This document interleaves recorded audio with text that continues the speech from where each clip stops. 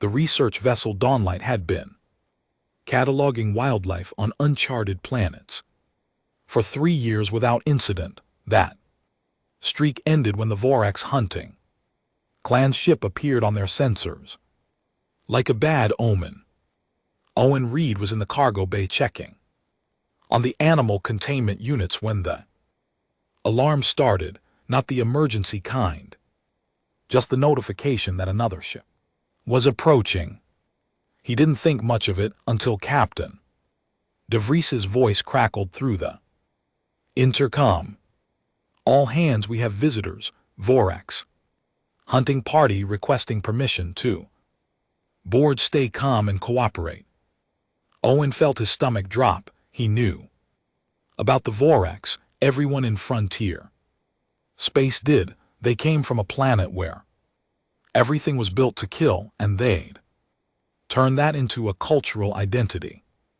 Hunting was their religion, their politics, their entire reason for existing, and they didn't like humans much. The docking clamp shook the whole ship.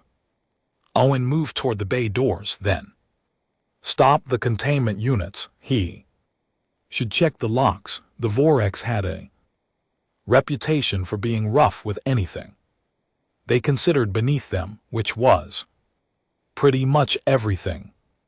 Heavy footsteps echoed through the corridor. Owen turned to see them entering the cargo bay, and his first thought was that the reports hadn't done them justice. Commander Ralph stood, nearly 8 ft tall, with forearms ending in claws that could probably punch through steel. His skin looked like dark leather armor, and his face was all sharp angles and predator teeth. Behind him came 6 more Vorax, each one looking like they could tear a person apart without trying hard. "You are the animal keeper," Ralph said. It wasn't a question. His voice sounded like rocks grinding together. "Wildlife handler," Owen corrected, then immediately regretted it. Ralph's eyes narrowed. "We come seeking worthy prey. Your vessel carries specimens from death worlds. We will inspect them." "I need to ask the captain first," Owen started, but Ralph was already moving past him toward the containment units. "We do not ask permission from prey species," Tilsa said. She was Ralph's second, slightly smaller but no less dangerous. "Your captain has already granted access." Owen clenched his jaw. Of course De Vries had. What else could she do? The Vorax hunting clans did whatever they wanted in frontier space, and nobody had the firepower to stop them.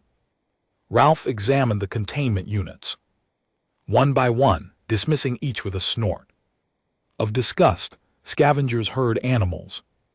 Nothing worthy. He turned to Owen. "Where do you keep your weapons?"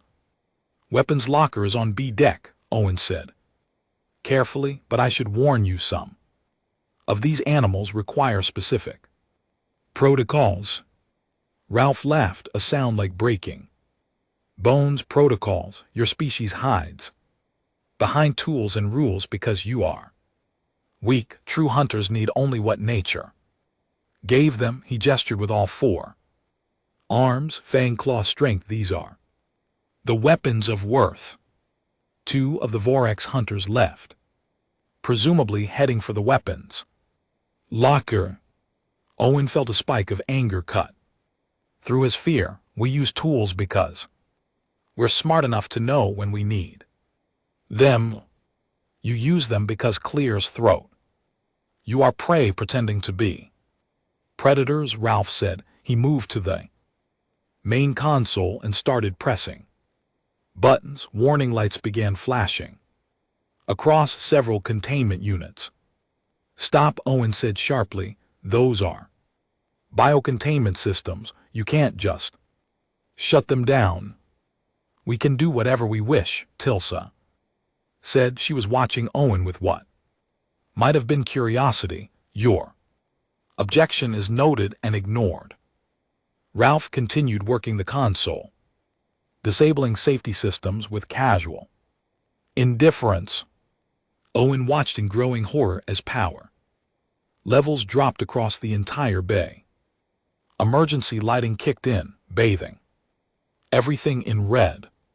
"You're making a mistake," Owen said. He was trying to stay calm, but his heart was racing. "Some of these animals are dangerous." "To you perhaps," Ralph said. "We are Vorax. We have hunted prey on 17 worlds. We have faced creatures that would make your nightmares seem like pleasant dreams. Nothing on this vessel could threaten us." The other hunters returned carrying armfuls of weapons, plasma rifles, shock batons, even the captain's sidearm. They dumped them on the floor in a pile. "Pathetic," one of them said. "They have more weapons than warriors, truly a prey species." Ralph turned to face Owen fully. "We will remain aboard your vessel until we find something worth hunting. Your specimens are disappointing, but perhaps one of the worlds you visit will provide better sport. Until then you will submit to our presence." "And if we refuse?" Owen asked, knowing the answer. "Then you become the prey," Ralph said. Simply. The Vorax began spreading through the ship, claiming spaces for themselves. Tilsa lingered for a moment, looking at Owen with something that might have been pity. "Your captain chose wisely to cooperate," she said. "My people respect strength, and we have found none here. Do not give us reason to demonstrate why we are the apex hunters of known space." She left. Owen stood in the darkened cargo bay, surrounded by failing containment systems and flashing warning lights. His hands were shaking, but not entirely from fear, mostly from rage at his own helplessness. Then he heard it, a low sound from the far corner of the bay. The unit marked with 3 different warning labels and a sign that read, "Do not disturb under any circumstances. The containment chamber for spite." Owen's blood went cold. The power indicators on that unit were dropping toward 0. He ran to it, pulled up the diagnostics. The climate control was offline. The security locks were disengaging, and inside something was waking up.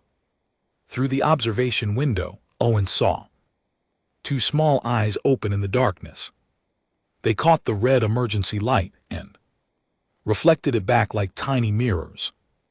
"Oh no," Owen whispered. In the shadows of the containment unit, Spite yawned, showing teeth that didn't belong on an Earth animal.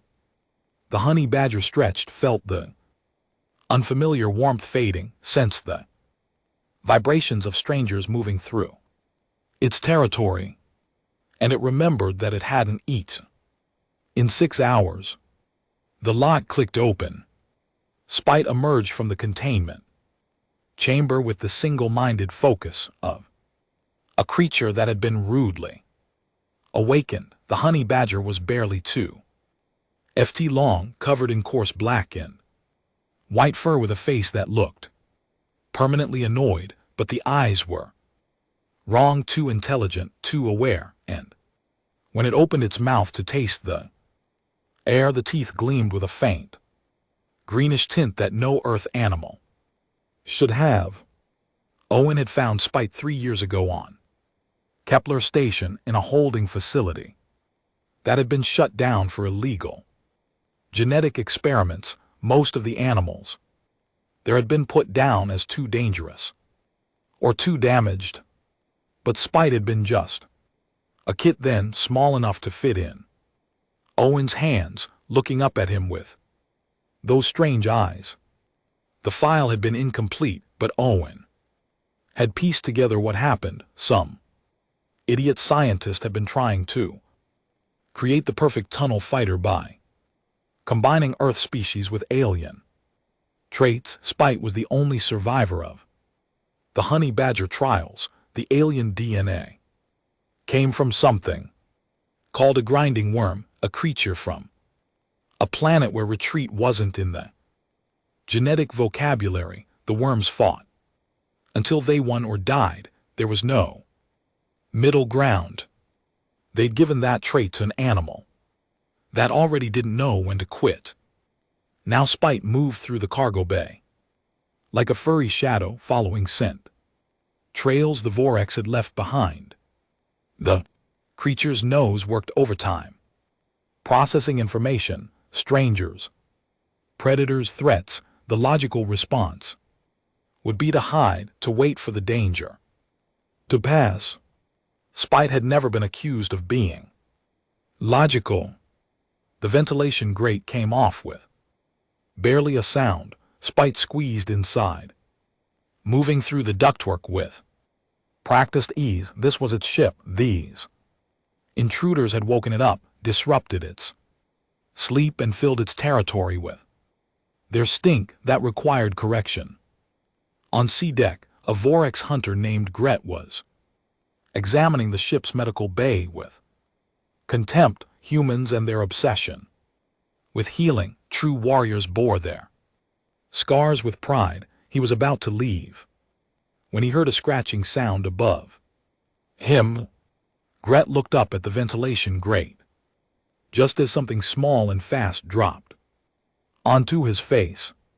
He screamed, which would have embarrassed him if any of his clanmates had been there to hear it. Claws raked across his eyes, teeth sank into his shoulder, and there was a burning sensation that spread like fire through his veins. Gret grabbed at the creature with all 4 arms, but it twisted in his grip, its loose skin allowing it to turn and bite his hand. The pain was incredible. Gret threw the creature across the room and drew his blade, ready to kill this tiny demon. But when he blinked the blood from his eyes, it was gone, just a smear of acidic saliva on the floor and the echo of something moving through the walls. Gret activated his comm. "Commander Ralph, we have a problem."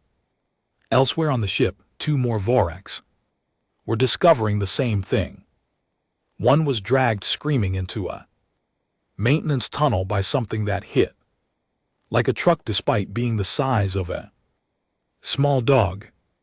The other found claw marks on the wall outside his claim quarters, marks that went deep into the metal.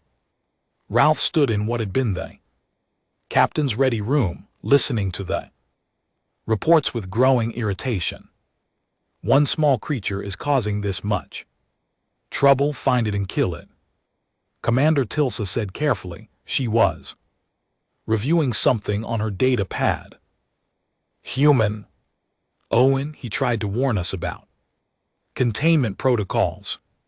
Humans are always warning about something, Ralph growled. It is how prey species survive, constant fear. Perhaps, but 3 of our hunters are injured. 1 is missing entirely. She paused. I'm attempting to access the ship's database on their specimens. Ralph waved a dismissive hand and turned back to the window. Below he could see the human crew gathered in the mess hall, confined there by his orders. They looked scared. Good. Fear was the natural state of prey. His comm crackled. Another hunter reporting an attack. This time there were 4 of them together, and the creature had still managed to injure 2 before vanishing into the air ducts. Ralph felt something he hadn't experienced in years. Not fear exactly. The Vorax didn't do fear, but uncertainty. How could something so small be this effective? Found it, Tilsa said. She was staring at her screen with an expression Ralph couldn't quite read. The creature is called a honey badger. Earth origin, mustelid family, enhanced with genetic material from a grinding worm. "Show me," Ralph commanded. The image that appeared on the screen showed a small, stocky animal that looked utterly unimpressive. Ralph laughed. This is what has injured our hunters." Tilsa scrolled through the data. According to this file, honey badgers are known for extreme aggression, resistance to venom, and pain tolerance that borders on supernatural. They have thick, loose skin that makes them difficult to grip. They fight prey much larger than themselves and rarely retreat. She looked up. The grinding worm DNA appears to have amplified these traits. Plus it added acidic saliva that causes severe tissue damage. One creature, Ralph said slowly. How much damage can one creature do? As if in answer, the lights in the ready room flickered, then went out entirely. Emergency power kicked in after a moment, but Ralph heard screaming from somewhere on B deck. Owen's voice came through the ship-wide intercom. The human must have convinced someone to let him access it. "Commander Ralph, this is your last warning. Return to your ship. You woke something you don't understand, and it won't stop until it considers the threat eliminated. That means all of you. We do not flee from prey," Ralph snarled. At the nearest comm panel, "Spite isn't prey," Owen said, and there was something in his voice that made Ralph pause, not fear, something else. Recognition maybe, or respect. Spite is what Earth creates when it wants something dead, and right now that something is you. The comm went silent. Tilsa looked at her commander. "Your orders?" Ralph's pride warred with his tactical sense. They were hunters, the best in known space. But the ship had become a maze of shadows and ventilation ducts, and somewhere in that maze was something that didn't know it was supposed to lose. "Gather the hunters," Ralph said finally. "We end this now." In the darkness of the ventilation system, Spite paused in its patrol. It could smell them gathering, organizing, preparing. Good. The creature's lips pulled back in what might have been a smile. If honey badgers did such things, let them come. Spite was just getting warmed up. Ralph organized his remaining hunters on the main deck, forming them into pairs. Standard pack tactics for dangerous prey. What worked on their home world should work here. It had to work here. The alternative was admitting that a creature smaller than their young had bested them, and that was unacceptable. "It uses the ventilation system," Ralph explained, pointing at the schematics Tilsa had pulled up. "We seal sections and flush it out into open areas where we have the advantage." "Commander," one of the hunters said. His name was Vorl, and he had 3 long scratches across his chest that were still burning from the acidic saliva. "This creature fights like nothing I have encountered. It does not flee. It does not hesitate, and it seems to feel no pain." "Then we will teach it pain," Ralph growled. "Move out." They split into groups of 4, each taking a different section of the ship. Ralph's group headed for the engineering deck, where 2 hunters had gone missing. The corridors here were narrower, filled with pipes and conduits. Not ideal terrain, but they would adapt. That's when Spite hit them. The creature came from above, dropping from a ceiling panel onto the last hunter in line. Claws found the soft spots between armor plates. Teeth sank into the base of the neck. The Vorax roared and spun, trying to dislodge the attacker, but Spite held on with the grip of something that had evolved to fight venomous snakes. The other 3 hunters turned to help. Ralph grabbed Spite with 2 hands, finally getting a solid grip. The Creature twisted in his grasp, it's loose. Skin bunching up and suddenly it was facing him with its teeth bared. Ralph tightened his grip, expecting the creature to panic. Instead, Spite bit his hand. The pain was immediate and searing. Ralph's hand went numb, then started burning like he dipped it in acid. He threw Spite against the wall hard enough to dent the metal. The creature bounced off, hit the floor, and Ralph expected it to be stunned at least. Spite shook itself once and charged directly at the nearest Vorax. "What is wrong with this thing?" Vorel shouted, trying to keep a pipe between himself and the small fury of teeth and claws. Tilsa's voice came through their comms. "I have been reading the Earth database. Entries on honey badgers, Commander. They have no fear response. None. They attack lions, buffalo, even vehicles. Size means nothing to them. Everything has fear," Ralph snarled, cradling his injured hand. Blood mixed with something green was dripping onto the deck. "Not this," Tilsa said, and her voice had an edge that Ralph had never heard before. "Not honey badgers, and certainly not one with grinding worm DNA. Those creatures are biologically incapable of retreat. The human's file says Spite was rejected from 3 different facilities because it kept attacking things that should have killed it." Ralph watched Spite duck under a hunter's grab, latch onto the Vorax's leg, and start climbing. The hunter was screaming, trying to shake the creature off, but Spite climbed like the hunter's leg was a tree, and there was food at the top. "Fall back," Ralph ordered. It tasted like defeat in his mouth, but tactical. Withdrawal was different from fleeing. He kept telling himself that as they retreated to the main deck, ceiling bulkheads behind them. Spite didn't follow. That was somehow worse. It meant the creature had claimed the engineering deck as its territory and was satisfied with that victory. For now, Owen was waiting. When they emerged, he'd somehow convinced the guards to let him out of the mess hall, or more likely he just walked out and they hadn't stopped him. The human looked tired and angry in equal measure. "I tried to warn you," Owen said. "Explain this creature," Ralph demanded.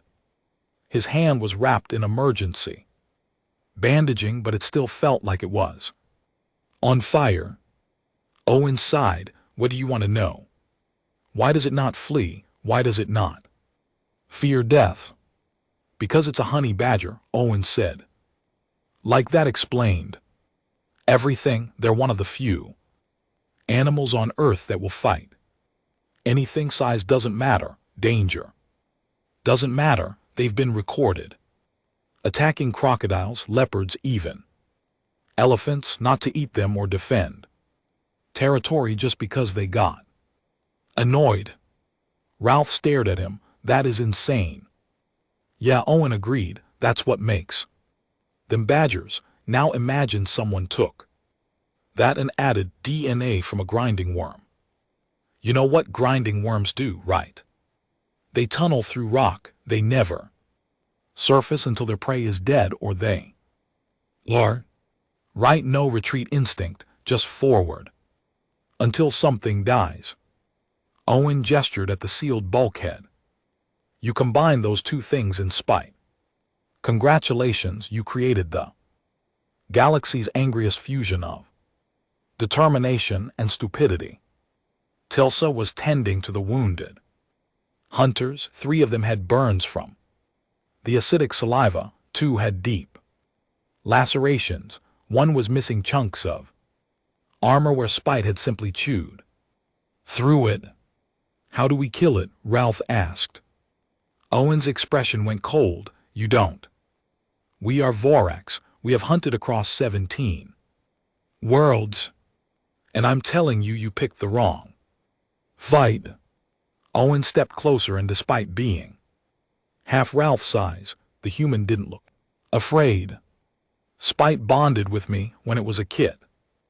I'm probably the only living thing it won't attack on sight. You want this too. And you give me back our weapons, you return to your ship and you leave. Otherwise, Spite will keep hunting you until every single one of you is off this vessel or dead. We do not surrender to prey, Ralph said automatically. This isn't surrender, this is survival. Owen pointed at Ralph's bandaged hand.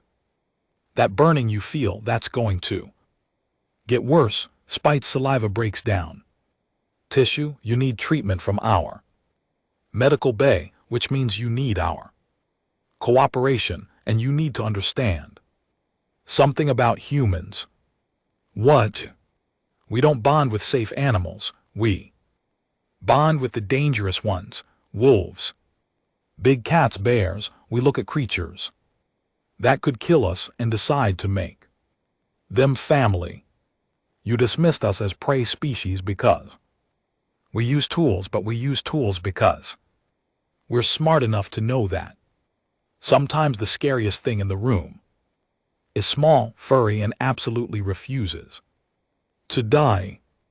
An alarm blared. One of the hunters on B deck was screaming through the comm. Spite had found another victim. Ralph looked at his remaining warriors. They were injured, scared, and losing respect for his leadership with every passing minute. He looked at the human who stood there with certainty in his eyes. Finally, Ralph looked at his own pride and found it wasn't worth dying for. We will discuss terms, he said. Dr. Yuki Tanaka arrived in the conference room carrying a data pad and looking like she hadn't slept in days. She probably hadn't. The ship's xenobiologist had been treating Vorax injuries for hours, and her patience was clearly wearing thin. Sit, she told Ralph, pointing at a chair. The Vorax commander bristled at being ordered around by a human, but his hand was getting worse. The burning had spread up his arm, and the skin was turning an ugly shade of purple. He sat.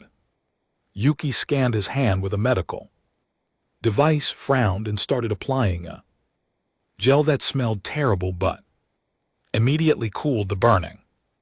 You're lucky, she said. Another hour, and the tissue damage would have been permanent. The acidic compounds in that animal's saliva are designed to break down proteins, very effective against tough hides and armor. Designed, Tilsa repeated. She was standing behind Ralph, watching everything with sharp eyes. You said designed. This was intentional. The base honey badger comes equipped with some nasty defensive capabilities, Yuki explained, wrapping Ralph's hand. Thick skin, high pain tolerance, incredible tenacity, but someone enhanced spite with grinding worm DNA. Those creatures have acidic enzymes that help them tunnel through rock. Mix that with mammalian biochemistry, and you get a bite that can melt through most organic materials. Ralph felt sick. What kind of scientist creates such a thing? The illegal kind, Owen said from the doorway. The kind that got shut down and had their research confiscated. Spite was supposed to be euthanized along with the other test subjects. I couldn't let that happen. So you kept an abomination as a pet, Ralph said. I kept a living being that deserved a chance, Owen corrected, and Spite isn't a pet, more like a very dangerous roommate who occasionally tolerates my presence. Yuki finished with Ralph's hand and moved to the next injured Vorax. I need to explain something about Earth biology. Our planet is what you'd call a death world, but not in the way you think. We don't have the biggest Predators or the strongest prey, what we have is diversity, millions of years of evolution, creating solutions to every possible problem. She pulled up an image on the wall. Screen, it showed Earth with various animals highlighted. Honey badgers are mustelids. The family includes weasels, otters, wolverines. All of them are known for fighting way above their weight class. The wolverine can drive bears away from kills. The weasel can take down rabbits 10 times its size, and the honey badger attacks anything that annoys it. Why? Tilsa asked. She seemed genuinely curious. What evolutionary advantage does reckless aggression provide? It makes everything else decide you're not worth the trouble, Yuki said. A lion can kill a honey badger, sure, but the badger will hurt the lion badly, enough that the lion might not survive its next hunt, so the lion learns to avoid badgers. The badger wins by making the cost too high. Ralph was beginning to understand. It is a strategy of mutually assured damage. Exactly, and in Spite's case you've got that strategy combined with an inability to retreat programmed at the genetic level. The grinding worm genes don't just provide the acid, they provide the mindset. Attack until you win or you die, no middle ground. Another Vorax limped in, holding his side. Yuki sighed and gestured for him to sit. The injuries were adding up. 8 Vorax wounded, 2 missing, and probably dead, all from one creature that weighed maybe 20 lb. How do you live with such a thing? Ralph asked Owen. Owen shrugged. Carefully, Spite has a routine: feeding times, exercise periods, enrichment activities. As long as nothing disrupts that routine, everything's fine, but you disrupted it. You turned off the climate control in Spite's habitat, changed the temperature, woke the creature up early. Then you filled the ship with strangers who smell like predators. We are predators, Ralph said. Yeah, and Spite knows that, which means Spite has decided you're a threat that needs to be eliminated. Owen sat down across from Ralph. Here's what you need to understand about humans and dangerous animals. We don't tame them, we negotiate. We offer food, shelter, safety. In return, they tolerate our presence. Sometimes they even protect us, but it's always a negotiation, never submission. Tilsa was reading something on her data pad. There are records here of humans living with wolves, sharing their food. Later, those wolves became dogs. Is this true? Absolutely, Yuki said. Dogs, cats, horses, cattle. We've partnered with dozens of species. We look at something wild and dangerous and think, what if we were friends instead of enemies? That is insane, Ralph muttered. That's humanity, Owen said. We weaponize friendship. The dog that alerts us to danger, the cat that kills the vermin in our grain stores, the horse that carries us into battle. We don't conquer nature, we make deals with it. An alarm sounded. Another hunter was under attack on C deck. Through the intercom they could hear snarling and screaming, then silence. Ralph stood, his bandaged hand forgotten. This cannot continue. We are Vorax. We do not hide from prey. I will face this creature myself and end it with my own claws. You'll die, Owen said flatly. Then I die with honor. There's no honor in stupidity, Yuki said. She was packing up her medical supplies with sharp, angry movements. You came onto our ship. You disabled our safety systems.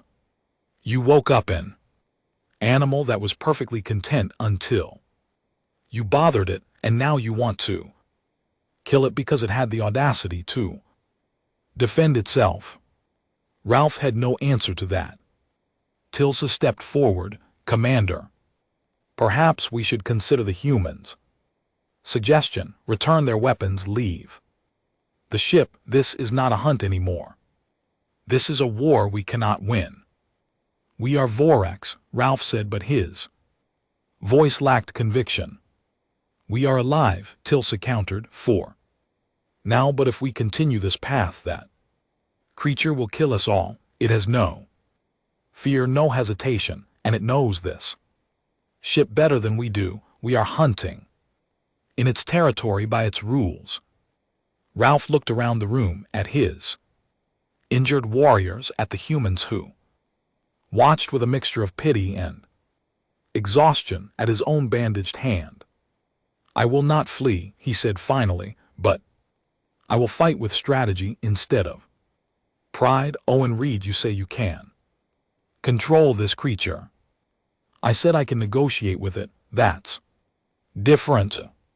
Then negotiate, stop the attacks. In return, we will discuss leaving your vessel. Ralph paused. After I have faced this fight myself, I must know what kind of warrior defeats the Vorax. Owen closed his eyes and sighed. You really are going to make this difficult, aren't you? From somewhere in the ventilation system came a sound like chattering, almost like laughter. Spite was listening and waiting. Ralph chose the cargo bay for the confrontation. Open space, good visibility, multiple exits. He brought his 6 best remaining hunters, all of them injured but functional. They formed a semicircle around the entrance to the ventilation system, where Spite had claimed the weapons locker as its den. Owen stood to the side with Captain DeVries and Yuki. He tried 3 more times to talk Ralph out of this, but the Vorax commander was committed to his course of action. Pride or stupidity, Owen couldn't. Which? Probably both. This is a terrible idea, Captain DeVries muttered. I know, Owen said. That thing is going to hurt them badly. I know. And you can't stop it. Owen looked at her. I could try, but honestly, this may be getting there. Tails kicked by a 20 lb mammal. Teach them something about humility, or it'll make them angry enough to destroy the ship looking for revenge, DeVries said. Owen hadn't considered that. He activated his calm. Ralph, last chance. You can still walk away. I am Vorax, Ralph called back. I do not walk away.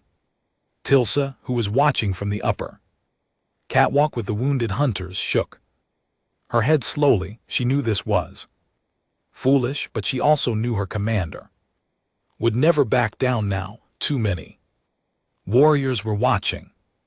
Ralph activated a device on his belt. It emitted a high-pitched sound that made the humans wince.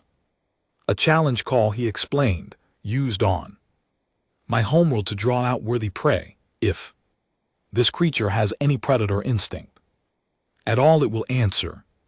For a long moment, nothing happened. Then the ventilation grate exploded outward and Spite emerged like a furry missile. The honey badger didn't hesitate, didn't assess the situation. It just charged directly at the largest target, which happened to be Ralph, the Vorax commander. Swung with all 4 arms, but Spite ducked under the blows with surprising grace. Then it was on him, climbing up his leg with claws that found every gap in his armor. Ralph grabbed Spite with 2 hands, finally getting a solid grip on the creature's body. This time he was ready for the loose skin trick. He held tight, keeping Spite at arm's length. The honey badger twisted and snarled, trying to Reach him with its teeth. Now Ralph commanded. The other 6 hunters closed in, weapons.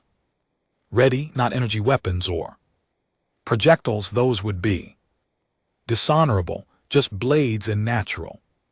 Weapons, they would overwhelm the creature with numbers and end this. Spite seemed to realize it was outnumbered. A reasonable creature would have panicked. Spite went absolutely berserk. The honey badger twisted with such violence that Ralph lost his grip. Spite dropped to the floor, spun and latched onto the nearest hunter's ankle. Teeth sank in, acidic saliva started burning, and the Vorax went down. Screaming, Spite didn't let go, just chewed deeper, ignoring the blows raining down on its body. 2 hunters grabbed Spite and pulled. The creature finally released, but immediately attacked their hands, biting and clawing with mechanical efficiency. No wasted movement, every attack targeted joints, tendons, soft tissue. Ralph dove back into the fight, tackling Spite against the wall. The impact should have stunned the creature. Instead, Spite used the wall as a springboard, launching itself at another hunter's face. Claws raked across eyes. Teeth found a throat. It fights like it's dying, one of the hunters gasped, backing away. His chest was torn open, blood mixing with the acidic burns. It fights like it's already dead, Tilsa corrected from above. She was recording everything, documenting the impossible. A creature smaller than a Vorax infant was systematically destroying trained warriors. Spite dropped from the hunter's throat and landed running. It circled the group, moving too fast for them to coordinate. When one hunter got too close, Spite would dart in, bite, and retreat before they could counter. When they tried to corner it, the honey badger would attack directly into the corner, scattering them with pure aggression. Ralph was bleeding from a dozen wounds. His earlier injury had torn open, and the acidic burns were spreading, but he was also learning. The creature was small, fast, and fearless, but it was still mortal. It could be hurt. It was limping slightly from one of the earlier impacts. He waited for his moment. When Spite charged again, Ralph didn't try to grab it. He used 2 hands to deflect, while the other 2 grabbed a cargo net from the nearby supplies. As Spite passed beneath him, Ralph threw the net. The honey badger went down in a tangle of mesh. It thrashed and bit at the restraints, but for the first time it was contained. Ralph moved in, blade raised. This was it, the killing blow, proof that the Vorax were superior.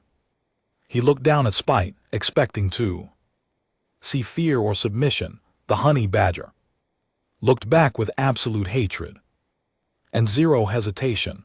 Even trapped, even facing death, the creature was still trying to attack. Its teeth had already chewed through part of the net. Ralph raised his blade higher and realized his hand was shaking, not from fear, from respect. This tiny creature had more fighting spirit than most warriors twice his size. Killing it now felt like destroying something precious and rare. A dart hit him in the neck. Ralph spun to see Owen holding a tranquilizer gun, one of the weapons the Vorax had missed in their earlier sweep. The human had a second dart loaded and aimed at Spite. "Drop the blade," Owen said calmly. "You dare." Ralph's vision was already getting blurry. The tranquilizer was working fast. "Yeah, I dare, because unlike you, I'm smart enough to know when to use tools instead of my fists." Owen fired the second dart. It hit Spite in the shoulder, and the honey badger's thrashing slowed, then stopped.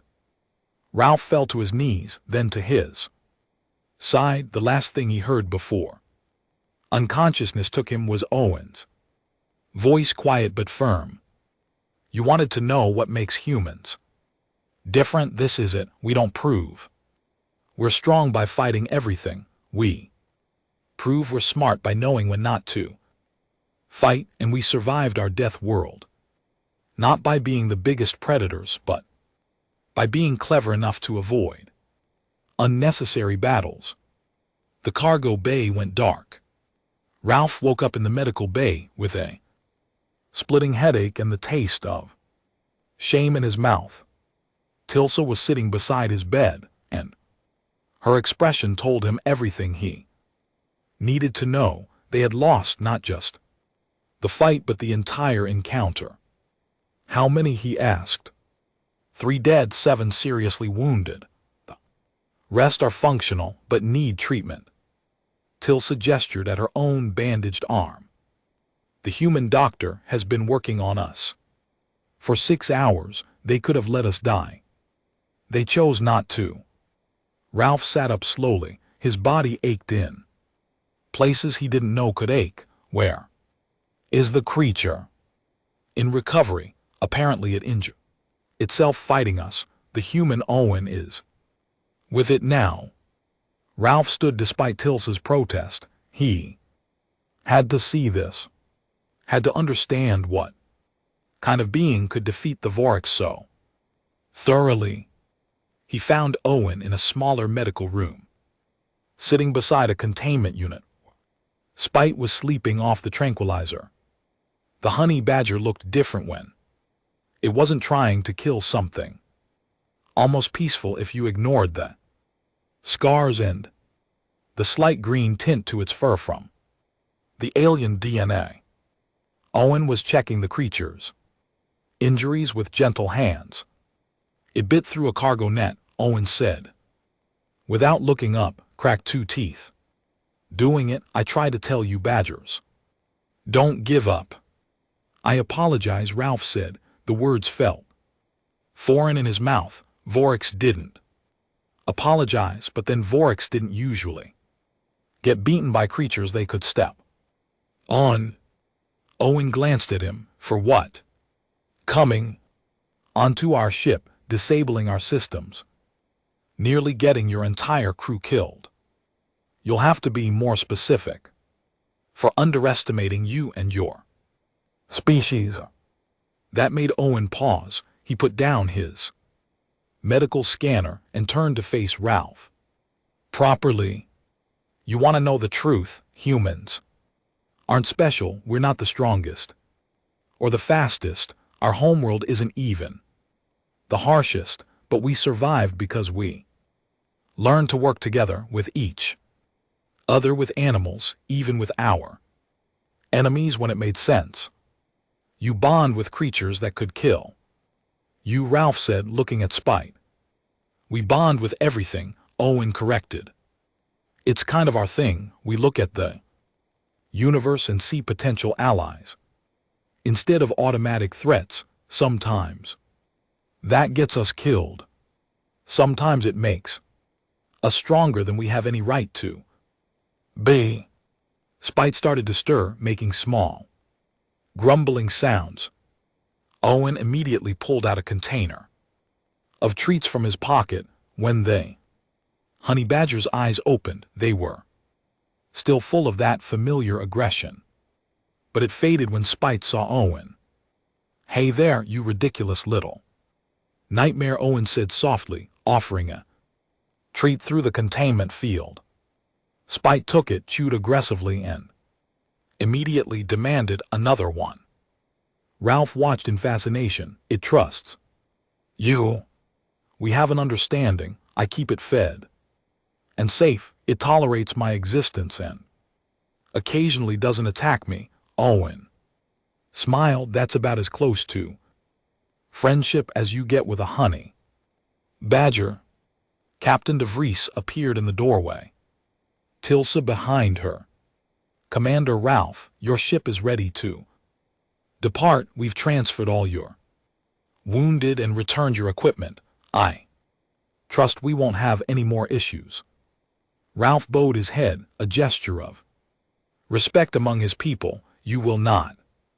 The Vorax hunting clan acknowledges our error. We came seeking prey and found warriors instead. You found scientists and handlers who really just wanted to be left alone. De Vries corrected, but I appreciate the sentiment. Tilsa stepped forward, holding a date pad.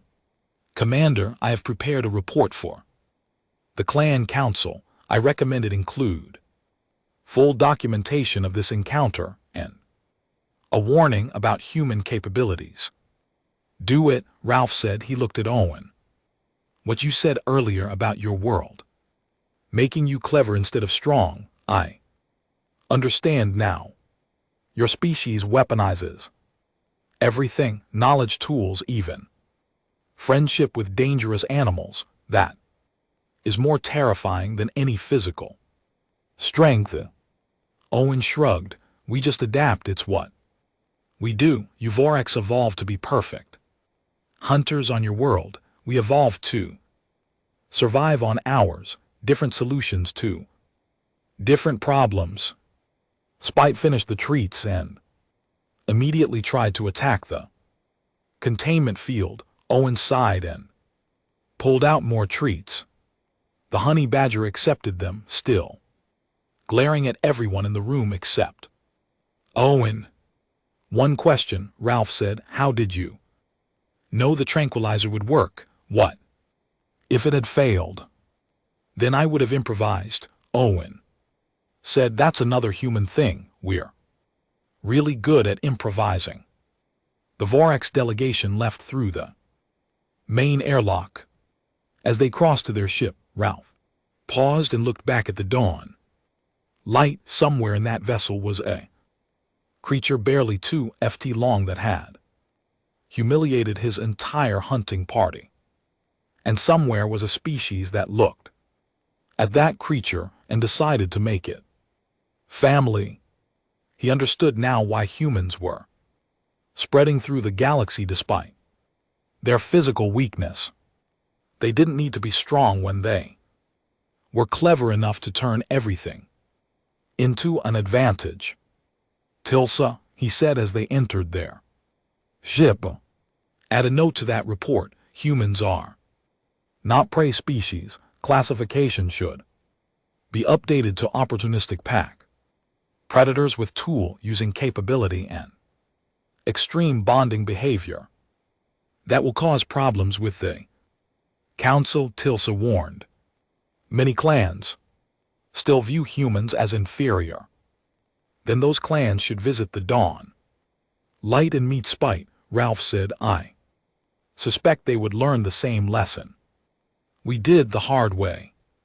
Their ship undocked and jumped to hyperspace. Ralph went to his quarters to tend his injuries and his wounded pride. He would heal. His warriors would heal, but the lesson would remain. On the dawn light, Owen finally got Spite settled back into its repaired containment unit. The honey badger circled 3 times, checked every corner for threats, and finally curled up to sleep, but not before giving Owen one last look that clearly said, wake me up early again, and we'll have words. Noted, Owen said. Captain De Vries appeared beside him, holding 2 containers of coffee. She handed one to Owen. The ship secure, all systems restored, and I've updated our first contact protocols to include a new section titled Things Not to Do Around the Animals. Good idea, Owen said. They stood in silence for a moment, watching Spite sleep. You know what the funny thing is? De Vries said. The Vorax came here looking for the most dangerous predator on the ship, and they found it. They just didn't expect it to be the size of a house cat. Owen smiled. Earth doesn't do big scary monsters. We do small things with really bad attitudes. Humanity in a nutshell, De Vries Agreed. Spite's ear twitched in its sleep, already dreaming of the next thing it would attack. The ship jumped to hyperspace, continuing its mission among the stars. And in the official logs, Captain De Vries made one final entry. Note for future reference when dealing with apex predators from death worlds. Always remember that Earth's most dangerous export isn't our technology or our warriors. It's our absolute refusal to acknowledge when we're outmatched. We learned it from creatures like honey badgers, and apparently the galaxy wasn't ready for that lesson.